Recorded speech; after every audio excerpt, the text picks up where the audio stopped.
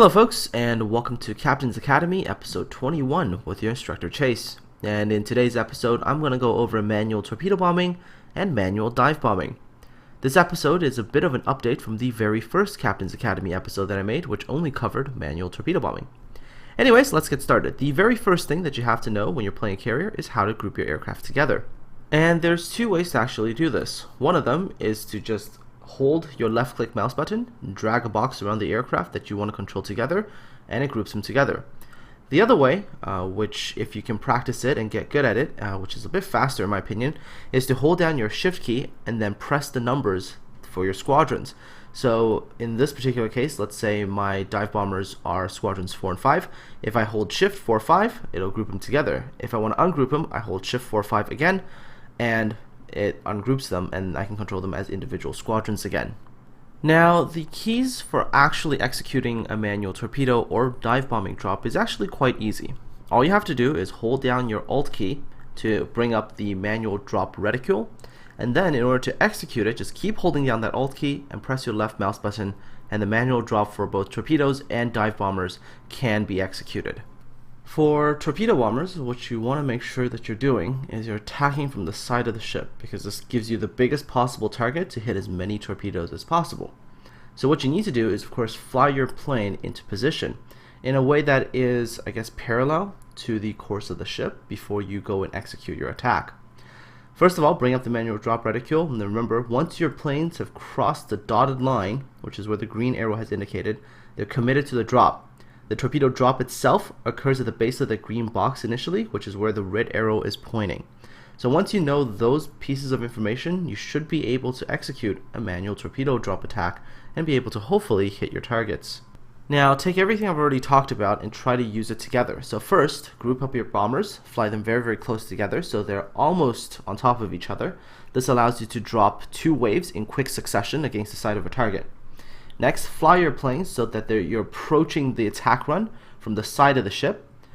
Hold down Alt, bring up the manual drop reticule, decide where you want the torpedoes to drop because you know where the drop point is, and then execute. And then you can pull off attacks like this where both waves of torpedoes come in very close together and do massive amounts of damage against the enemy target.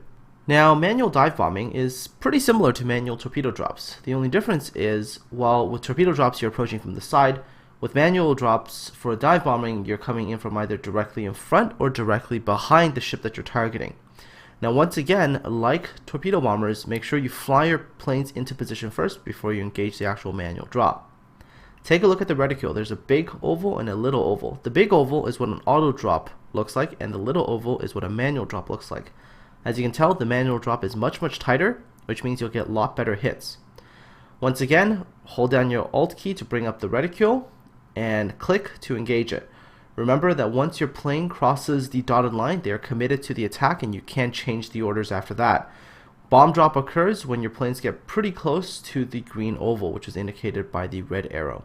As you can see, the manual dive bombing can do quite a bit of damage and can set multiple fires. So if you bring your dive bombers in after you've caused the enemy to flood with torpedo bombers and they repair it, and you set them on fire again, you can do a lot of damage that way.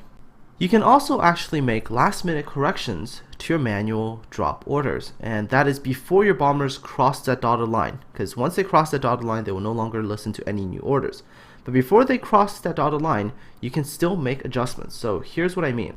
Hold down your Alt key, and you can even give the order by clicking your left mouse button.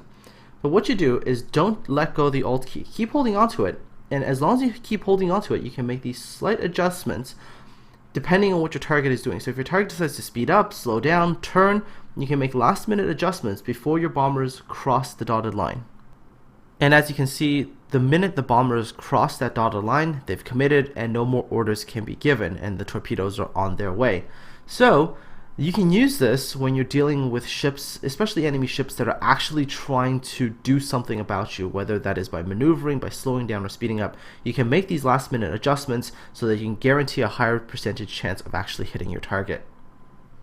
When it comes to manually dropping torpedoes and bombs and stuff like that, there are a few rare occasions where you've done everything correctly, you're coming from the side, you've held down the Alt key, you're clicking your mouse, but somehow the order isn't going through, and you're probably sitting there screaming at the game going, what is wrong with you? Why are you so broken?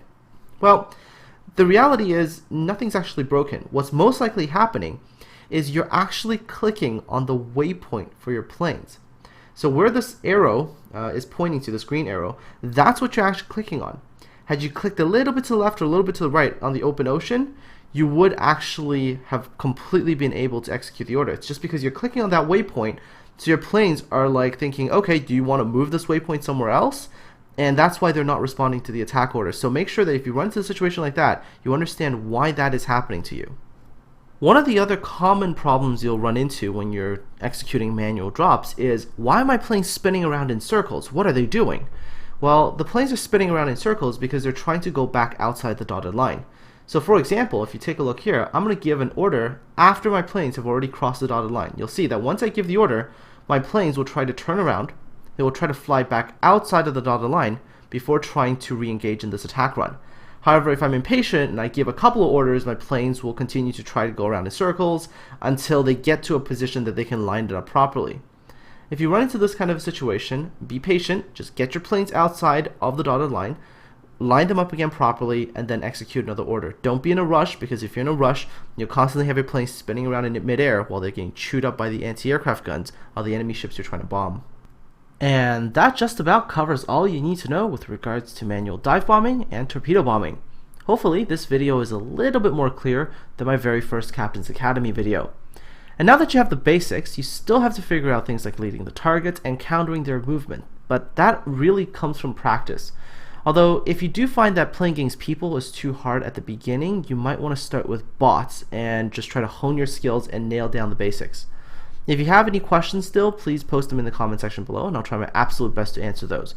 Don't forget to like and sub. Have a fantastic week, and I'll see you all on the high seas.